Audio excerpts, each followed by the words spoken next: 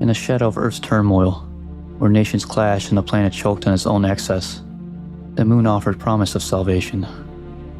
In 2045, against the backdrop of environmental collapse and the Cold War skirmish reignited between the United States and Soviet Union, a bold venture emerged from desperation and ambition, the founding of New Horizons. Born from an unprecedented alliance between China and the United States, New Horizons wasn't just humanity's first permanent off-world colony. It was a lifeline, carved into the dusty regolith of the lunar surface. The colony began as a joint strip mining operation, its machines humming through endless gray plains. But beneath that lifeless soil lay treasure, helium-3, a rare isotope poised to reshape Earth's failing energy grid. What started as an engineering experiment soon became a keystone of human survival. With every shipment sent back to Earth, the moon's value deepened, and as the stars blinked coldly above, New Horizons stood as a fragile, glowing outpost, proof that even in the chaos of a dying world, hope could still rise. Over time, New Horizons became more than just a mining colony. It evolved into a gateway. As humanity's dreams of deep space exploration ignited into reality, the lunar settlement transformed into a bustling launch point for missions to Mars, Europa, and beyond. The once Spartan outpost ballooned in size, drawing pioneers, engineers, dreamers, and the drifters alike. Anyone with aspirations among the stars eventually found themselves passing through or settling in New Horizon. But with growth came chaos. Long before the rise of the sovereign colonies government in the 23rd century, Earth's fractured nations jockeyed for influence over the moon. Competing laws, conflicting agendas, and the rush to stake claims meant that regulation was an afterthought, if not ignored entirely. Settlements sprawled like weeds across mining pits and shipyards, crawling over crater walls and spilling into basins below. Entire neighborhoods sprung up overnight, haphazard, improvised, and unzoned. A horizontal expansion grew untenable. Developers began to build upward. Stacked habitats, repurposed cargo modules, and makeshift towers became the norm. With no overarching vision or enforced blueprint, the colony became a patchwork maze, labyrinth, disjointed, alive in its own chaotic rhythm. Streets twisted through scaffolding, power conduits draped across open corridors, and forgotten alleys descended into shadow. New Horizon was no longer just a colony. It was a frontier city in the stars, raw and unruly, built not by design, but by necessity. For centuries, the moon was a beacon. Generation after generation made its journey to New Horizons, drawn by promise, the promise of work, of discovery, of a better life away from Earth's broken surface. The colony thrived, expanding into a sprawling metropolis etched across the gray dust, a monument to human persistence. But time is cruel to pioneers. As deep space travel became cheaper and more efficient, humanity looked farther outward. Mars, Titan, even the fringes of the Kuiper Belt. These became new frontiers. The moon, once the jewel of human expansion, was now a hollowed-out husk. Its helium-3 reserves, strict mined for generations, ran dry. Its shipyards grew quiet. The jobs vanished. What remained of New Horizons was a fading echo of its golden age. The vibrant corridors that once teemed with engineers, scientists, and hopeful settlers became dim and crumbling. Businesses shuttered, infrastructure decayed, and the people, those who couldn't afford to leave, were left behind in a world built for dreams, now choked by poverty and neglect. Skyscrapers turned into tenements. Shipyards became scrapyards. The moon, once humanity's stepping stone to the stars, had become a forgotten slum orbiting a planet that had long since moved on. And though a few major corporations still maintain token offices and aging work sites on the moon, it's little more than a formality, a gesture towards a past that no longer holds value.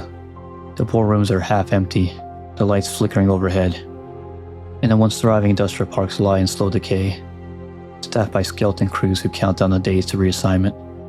No one sees the moon as a land of opportunity anymore. Its time has passed.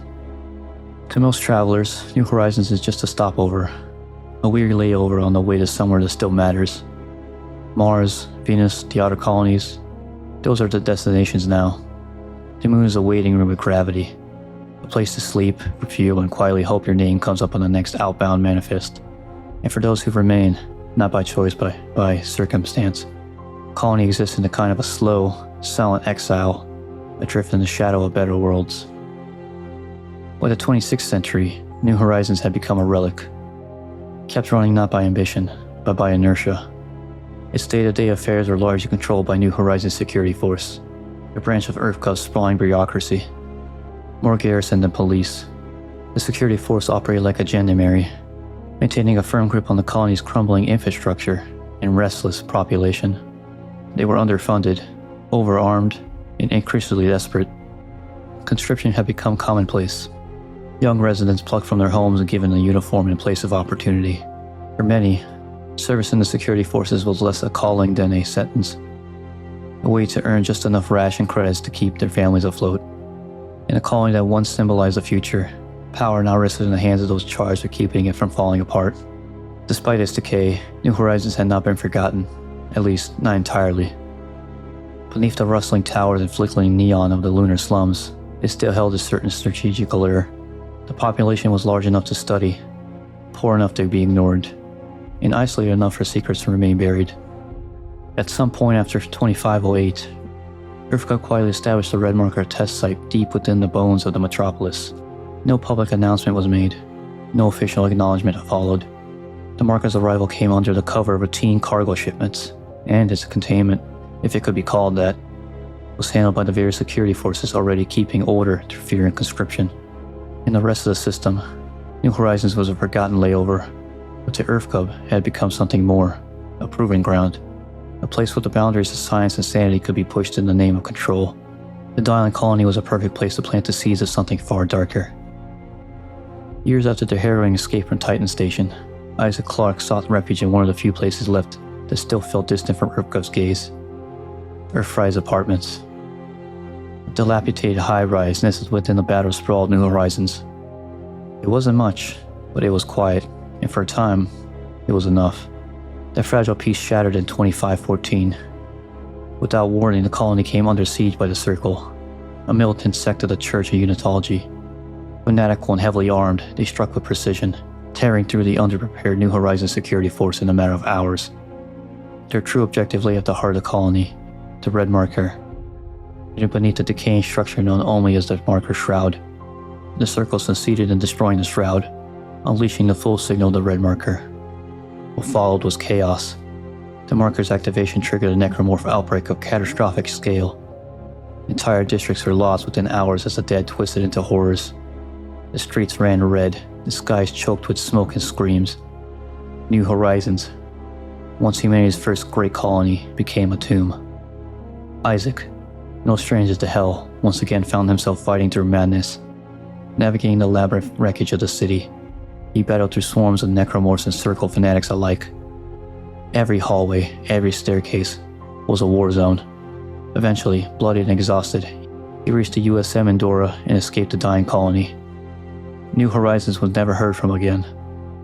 Whether it was consumed entirely by the outbreak or simply abandoned to rot in lunar silence. One truth remained. The moon, once humanity's first step into the stars, had become a forgotten grave.